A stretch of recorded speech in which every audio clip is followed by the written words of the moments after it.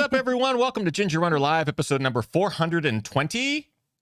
We're very excited about tonight's show because we have the wonderful guest, Kaci Lickteig, is going to be joining us on the show. We're going to chat all about her journey. She's been on such a journey, overcoming injury and some health setbacks to basically, she's back. We're so excited. Kaci just ran the Javelina 100, absolutely crushed it. We're so excited to talk to her about her journey and what it feels like to go through everything that she's been through and then come and just rock Javelina. So it's going to be a great conversation.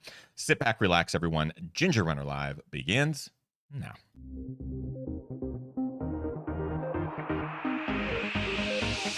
Ginger Runner.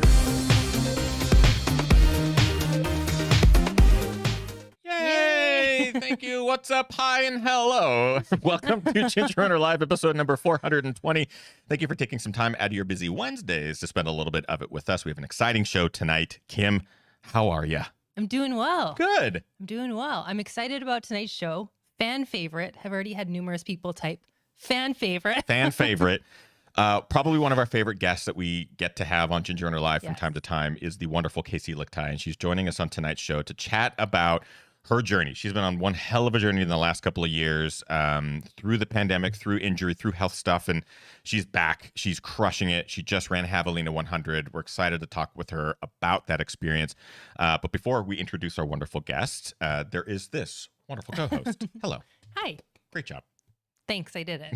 You did it. Hi, everyone. Kim Tashima Newberry here, as always.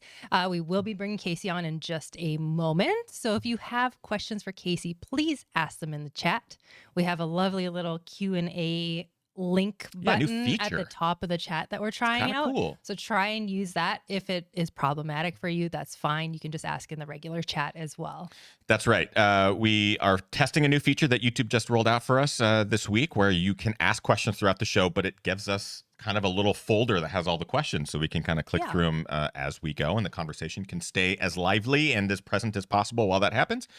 As Kim mentioned, we are going live for the GR crew. So Ginger Runner Live now is live for all GR crew members every week, whether that's Tuesday or Wednesday. We work with our schedule with our guests and stuff like that. And then it becomes publicly available 24 hours later. So we appreciate our GR crew live tuning in live right now.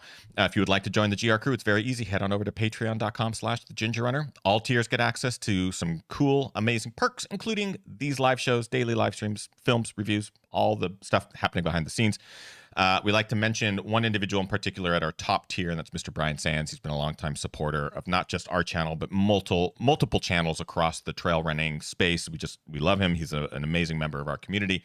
Thank you, Brian, and thank you, GR crew. We appreciate you all. Without further ado, welcoming back to the show. It's actually been over 100 episodes, I believe, since we've had Kaci on the show. I believe so. I was thinking about this today. And I think the last time we had Kaci on, it was around a discussion around UTMB and Javelina. She did a back-to-back huge clobbering of both races. But that's been quite some time. So welcome back to the show, Kaci Lickteig. Yay! Hey. How are you, Kaci? I am great. How are you guys? Doing well. You look super relaxed. I love the big lounge chair. I kind of wish we had that. Also, like the hoodie looks super comfy Just too. cozy. It's cold out, so you gotta stay warm. So what are you dealing with temps wise there? Like flurries, 20s, 30s, going down. I mean, this is fresh off of Javelina too. Was it nice to run in Javelina temperatures, or was that Yes, I overwhelming? love it. Dry heat beats this cold any day. So I kind of want to go back a little bit with you, Kaci, because it has been so long since we've had you on the show. We've been following your journey super close. We're obviously huge Kaci fans. I remember the last time we chatted with you, it was kind of around UTMB Javelina. I remember you took a fall at UTMB, and that sort of played a role in injury and like coming back from injury and crushing it Javelina. But in the last couple of years, it seems like you've been through a lot, both with injury and health stuff. Where did that journey sort of begin, and how did you manage sort of getting through that? Because we're going to have a lot of listeners and watchers who are going to be going through injuries and health stuff, and I think your advice is going to be really, really poignant. Yeah, so after 2019, basically when we went into COVID, that's when I started training really hard. I didn't take much breaks because I didn't have any races. I just did training, hard training. And then the end of the 2020 is when I noticed that I was starting to feel something wrong with my hamstring, and Hmm. it just wasn't feeling right. I I just kind of worked through it, but then by the end of the year, I was just like, "There's something wrong," and so I ended up into 2021. Yeah.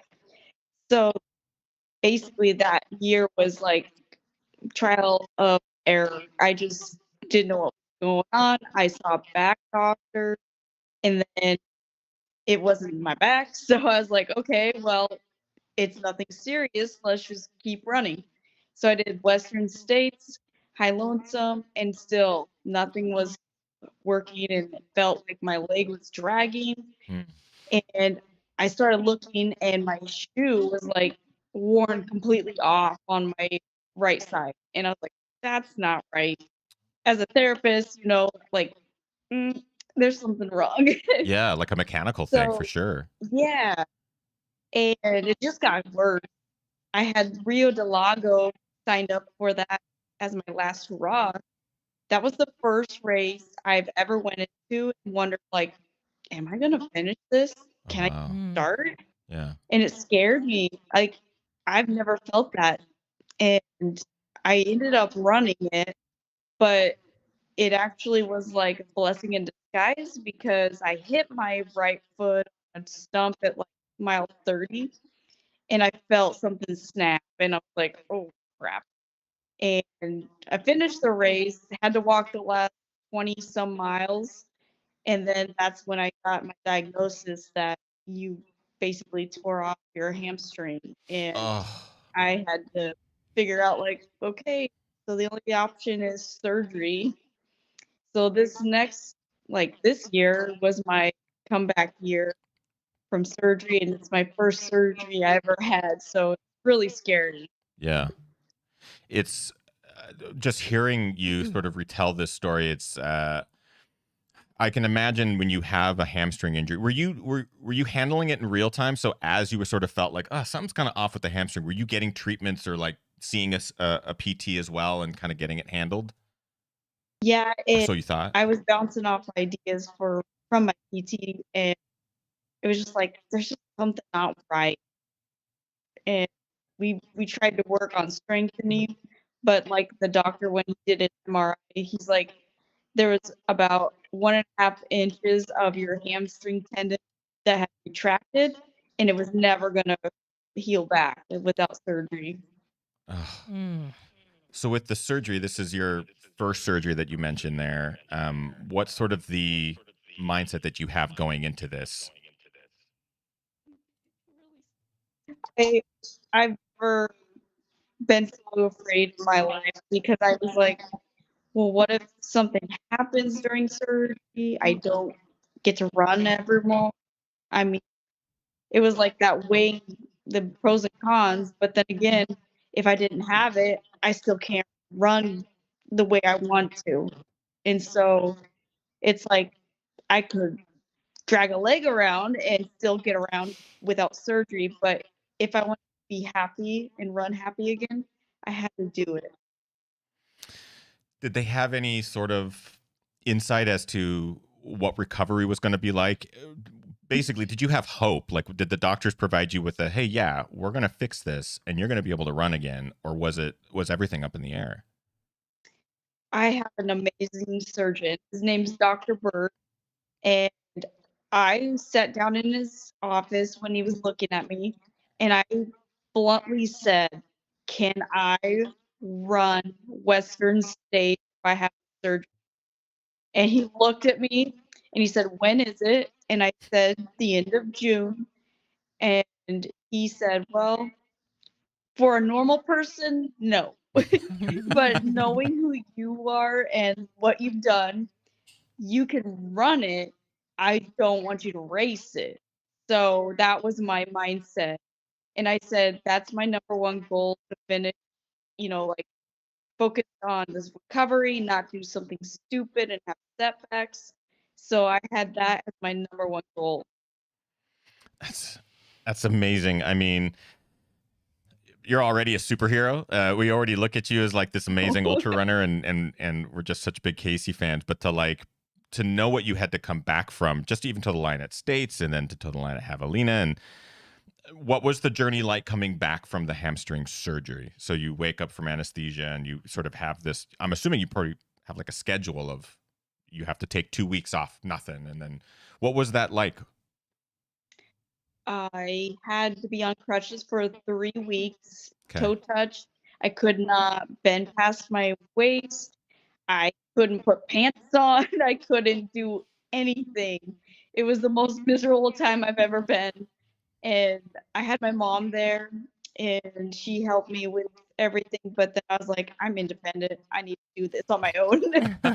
So I used like reachers and grabbers, but there was absolutely no cardio, no nothing. I couldn't sit. I had to have my leg extended the whole time, so I couldn't bend my knee. It was just really uncomfortable. So once I went back to my surgeon and he gave me the 3 weeks of, okay, you were on crutches. We're going to give you another 3 weeks where you're on crutches, but you can start weaning off. So 6 weeks, and it was like, I want to walk again. Yeah. And the first time when I got rid of my crutches, I remember I was like, I don't know how to walk. I can't walk. My leg has atrophied so much. It was so small and weak. And I thought, you know what? It's okay. I muscle memory. I can do this one day at a time. So then I was allowed to go to the gym and do like the arm bike and swimming with just my arms. And I have never in my life swam before. This was the first time I've ever touched like foot in water for besides like playing around. Wow. So I taught myself how to swim with a pool boy, and it was insane. I would spend like an hour and a half in this stupid pool, freeze myself, and be like, just focus, Western States. That's the goal.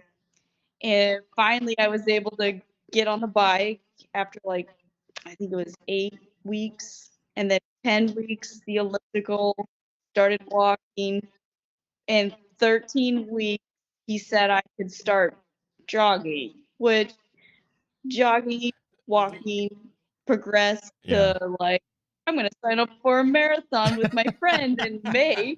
I knew it. And Coop was like, don't do that. Of course I did. And I paid for it. But I think it was just my mental state. I needed it. And knowing I could do a marathon, I could do the training camp at Western State and see where I was and pray to God that I could make it to Western State. So this year for Western States, my training was literally the longest run was 5 hours, and the longest distance was a marathon, and I still completed it. And that is by faith and just trusting and believing in yourself and like knowing what I've done in the past. I mean, it's an amazing journey because I think with ultra when we have gaps between these big expenditures, and especially this, because this is not only a gap between 100 milers or your big ultra experiences, this is a gap with an injury, with a surgery, with a recovery, with so much that we begin to doubt our ability to be to do it again. Um, when you had those moments where did you have those moments? Did you have those moments where you're like, I don't know if I can do this again? Oh yeah. I cried. I was like, I don't know if my leg's gonna handle this.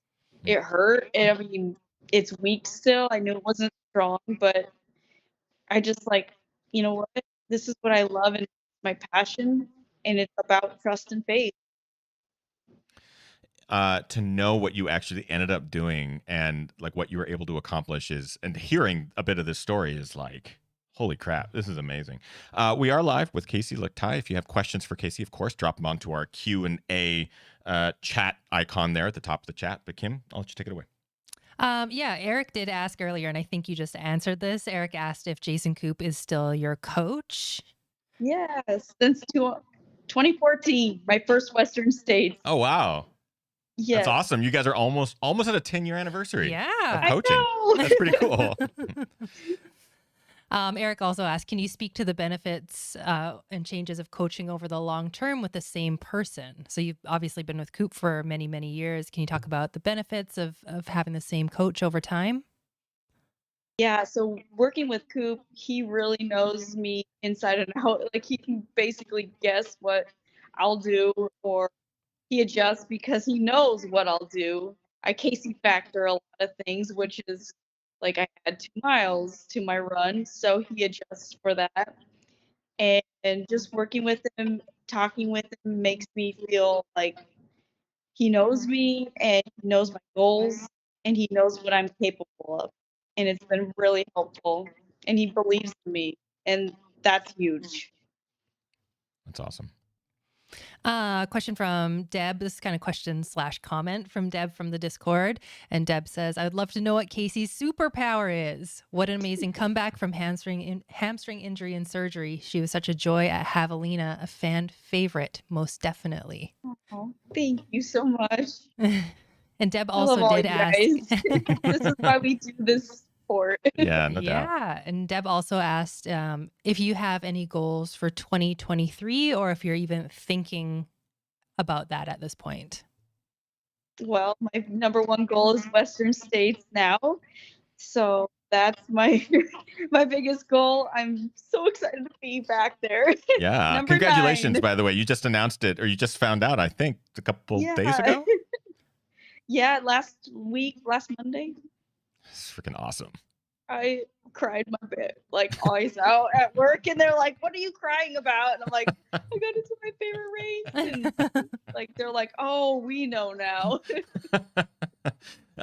Leave it to ultra runners to cry about getting into a race that's 100 miles, like a hard 100 miles. But yeah, leave it to us to get emotional. Like, I got in. But I think what's really cool about it, like that really speaks to how much this race is deeply ingrained in you and how much you truly appreciate it and respect it. I think that's really cool. Yes, I will honor this spot with all my heart. This journey is there's going to be people who are going to go through similar journeys where they're going to get, whether it's an injury or something's going to pop up that's going to take them out of the game for a little bit. And they're going to go through those mental hurdles of, am I ever going to be able to run again? Am I going to be able to do what I did before? What are some of the techniques, or how did you manage to mentally get over these hurdles? Because these are big, and especially as a professional ultra runner, you are a sponsored athlete. There's obligations, and I'm assuming there's worry along with that. Like, if I can't run, am I a professional runner? And all that sort of mind game and stuff. So any advice to anybody who might be going through this at some point, or even now? Find your team, like find the people you can talk to. And I had some really dark times. And if I didn't have those people to talk to and just give them my fear, help them get me calmed down. I mean, I was just taking it sometimes, not just one day at a time, but like 1 hour at a time, because I was so worked up, like, I'm never going to get back.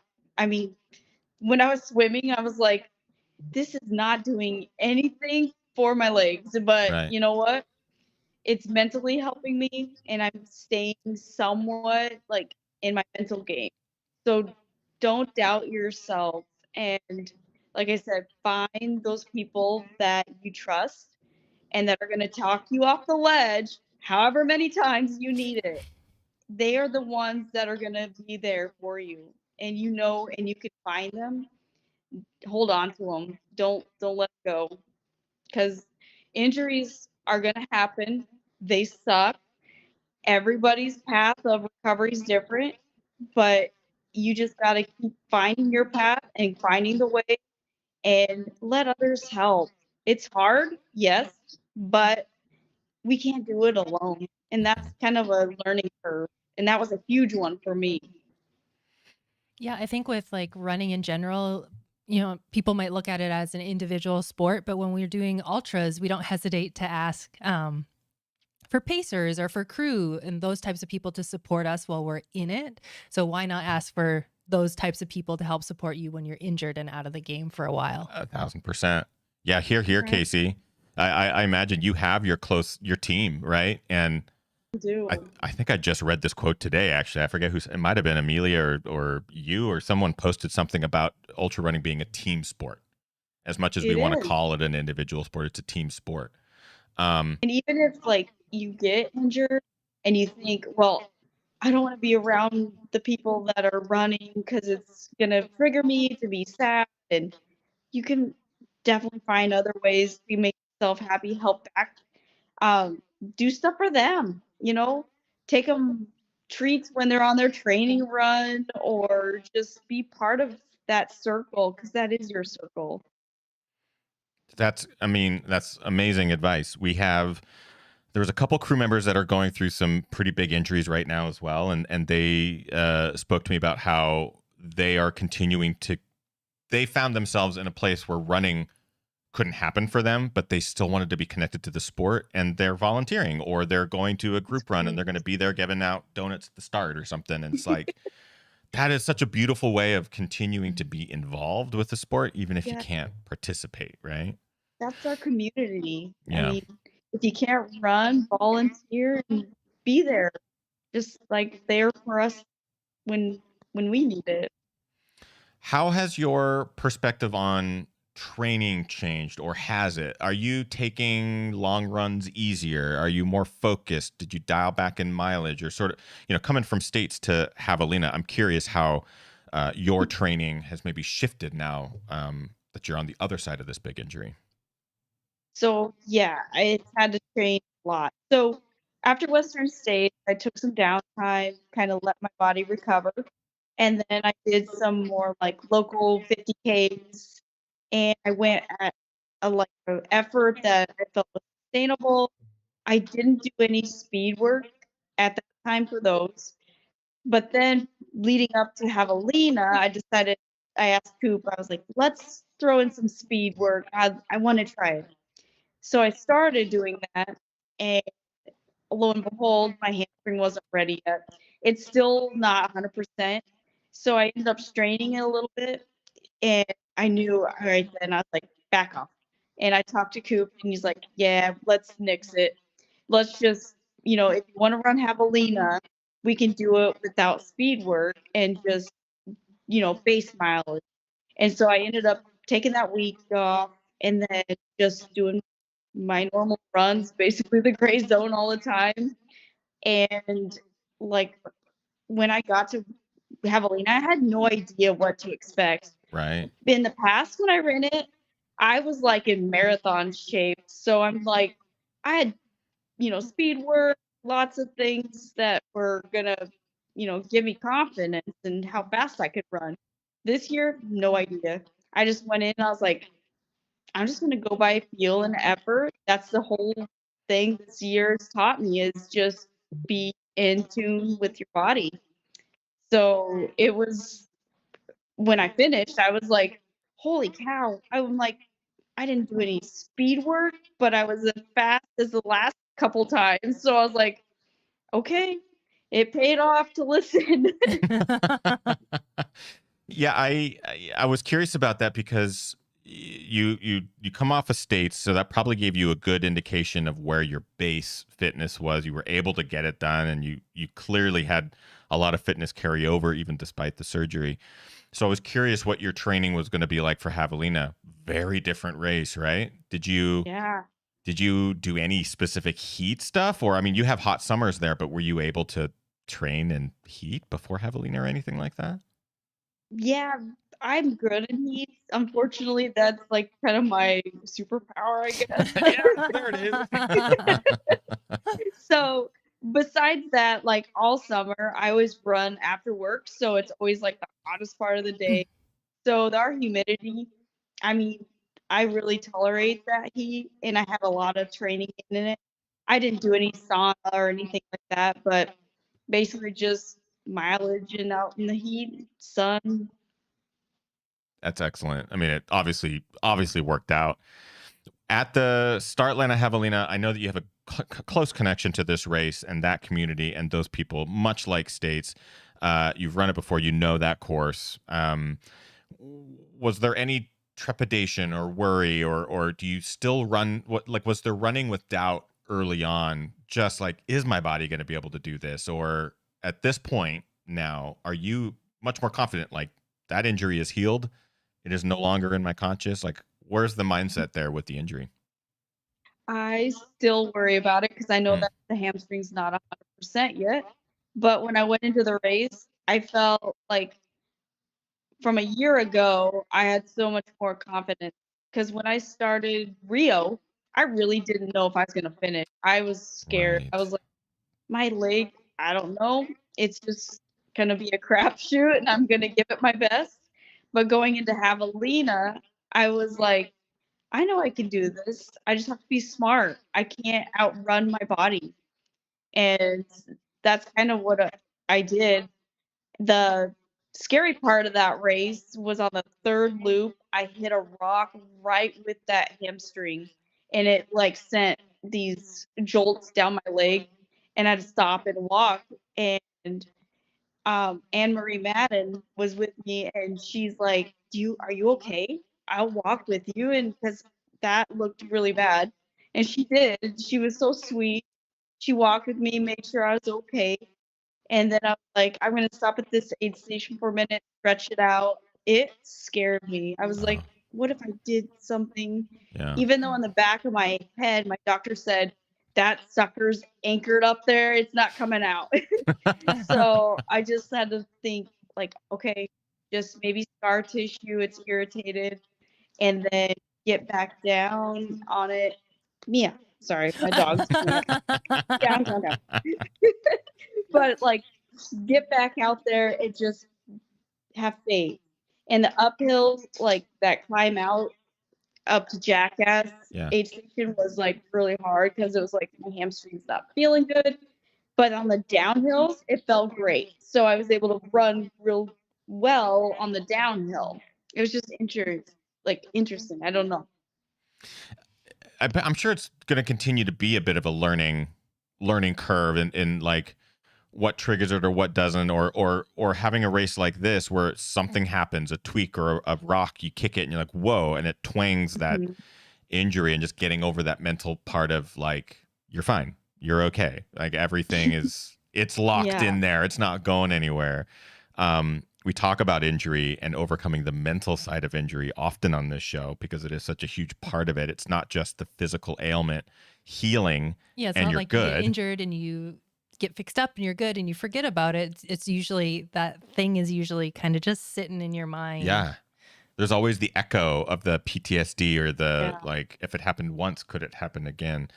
By the time you cross that finish line, and by the way, 4th place, am I correct with that? Yeah, thank you. Like, let's give Kaci a big round of applause here. Let's actually maybe talk about the last loop then. So you're in the last loop. You know that you are gonna finish. I'm assuming there is that confidence behind your day, your race. What is that feeling like that overcomes you at that point? Well, I had a little meltdown going up to Jackass because I couldn't run well. So at that point, I was like, fuddy-duddy, like, oh, I can't run well. But then when I got there and I was able to run downhill, and I ran really strong because I think I had to go slow uphill, that it was just like my body's coming back, and I'm getting more confident in myself. And that's what you have to do after every injury. It is building the confidence back in yourself and your body and to trust it. And once you get that, I feel like that's that barrier that you're just stuck on. And if you can get over it, that's the huge thing. And I'm sure it can take time. You know, it can take people a long time to kind of get over that. I know it probably has for you too. I'm sure States probably played a big role in that, kind of getting back to a place where you're comfortable with the injury, because States is, I'm sure, the ultimate test. I Yeah. am curious how, like, coming out of Javelina and recovery and taking care of it and that sort of thing, has that changed, or are you taking downtime before you think about ramping things up again, or are you sort of using that as a springboard, or what does competitive Kaci look like now? Well, since my season kind of just started in a way, Yeah. I can't believe, but I felt the best after a 100-mile race than I've ever felt after Javelina. Awesome. So I didn't take too much real downtime. I shortened my runs and everything, but I feel like I'm stronger than I was before Javelina. And now I'm already signed up for a 50-mile race here in Omaha, well, outside of Omaha, Hitchcock 50, which has 10,000 feet of elevation gain. So it's Whoa. going to make a test. Whoa. Yeah. So we So do have hills here. I mean, I know we've talked to you a bunch on the show about, training for big mountains, and you do find places where you can do that. I think you have your local hill that you do repeats on, and you just managed to cram it all in there.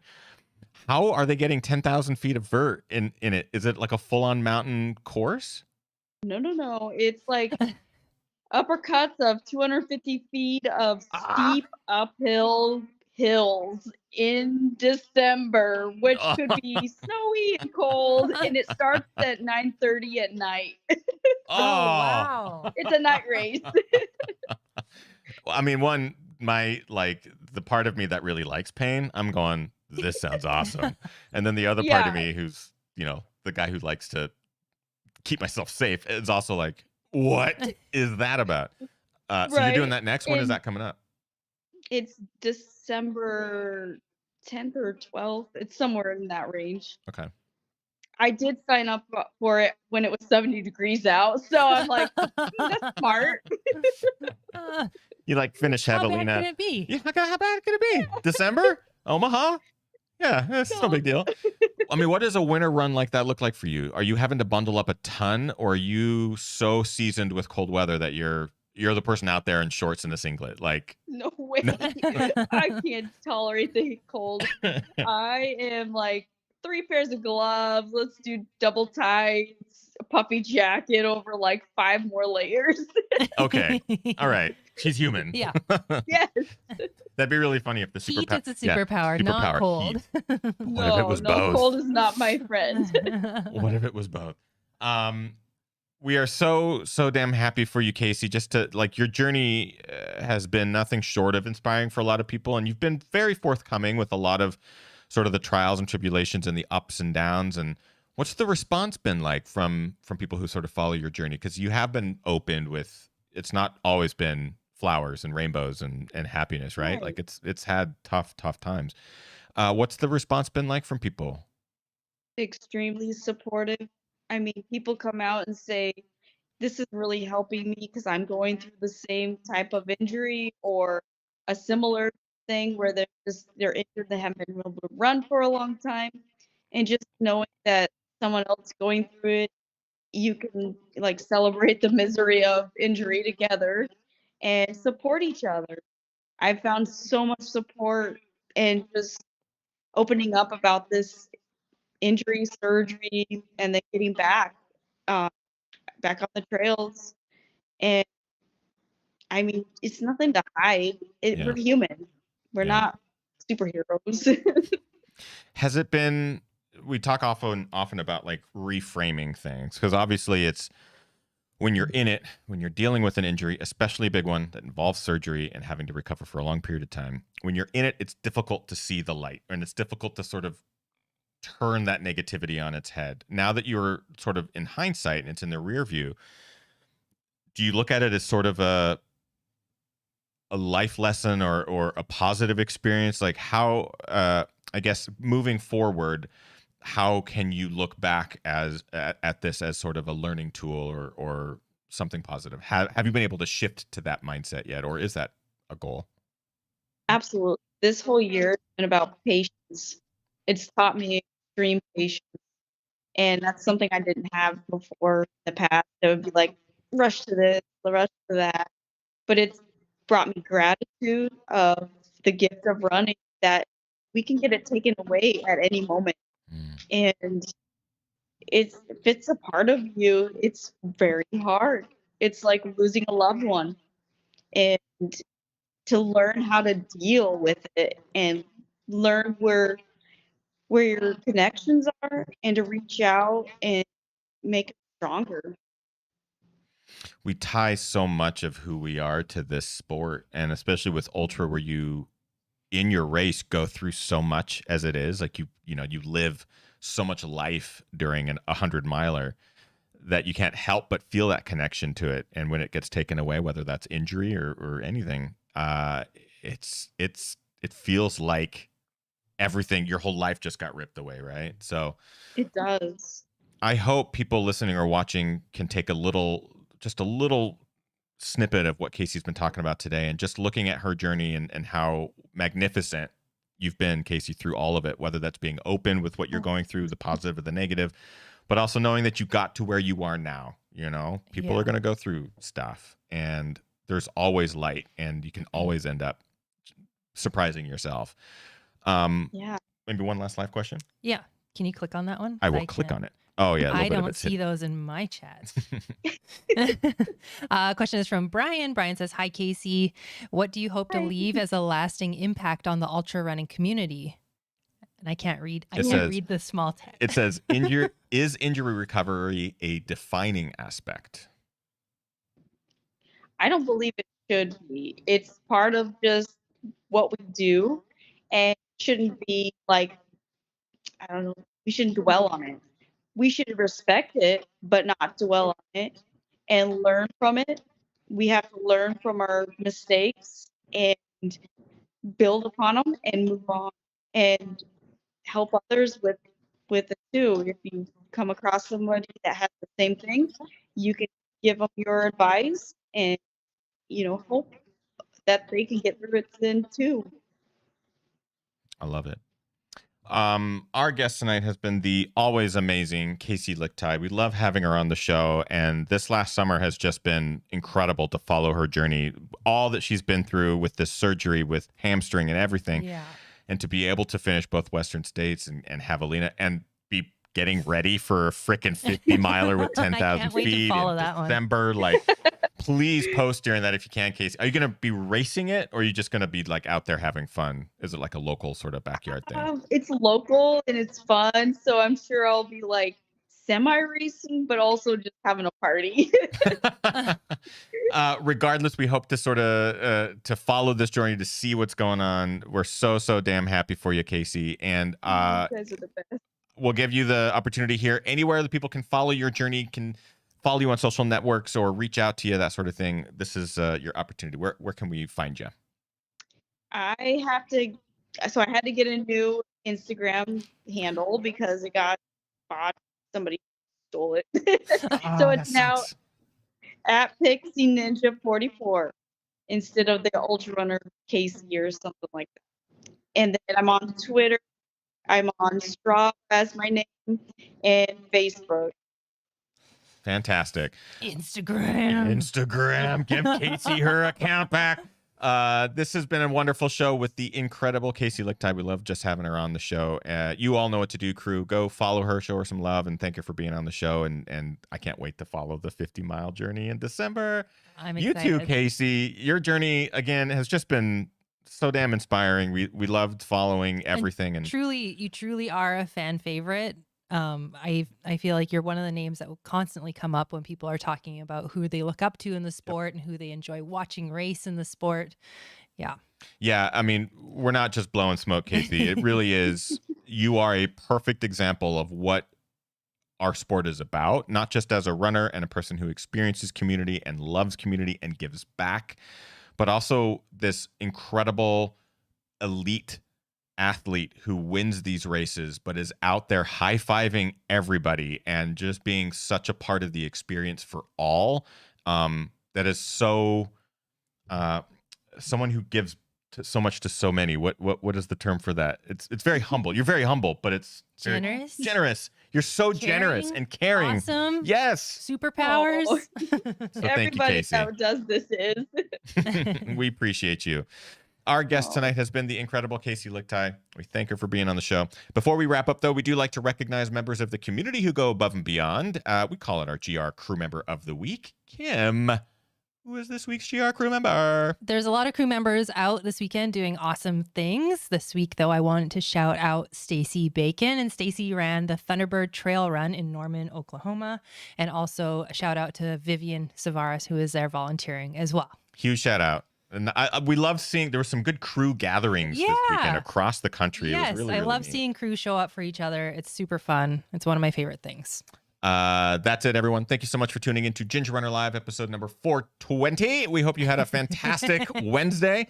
We appreciate you all very much. And again, if you would like to watch these live, all you gotta do is join the crew. All tiers get access to the live version, and then we post it 24 hours later for all to enjoy. But it does help the channel out, and we appreciate it. And it's a really awesome community. The people that are part of the GR crew are some of the best humans that we've met on Earth, and that is no joke. So thank you so much, everybody. We hope you're getting out there, training hard, racing harder, and partying the hardest. Have a great rest of your Wednesday. Thanks, all. See you next week. Bye.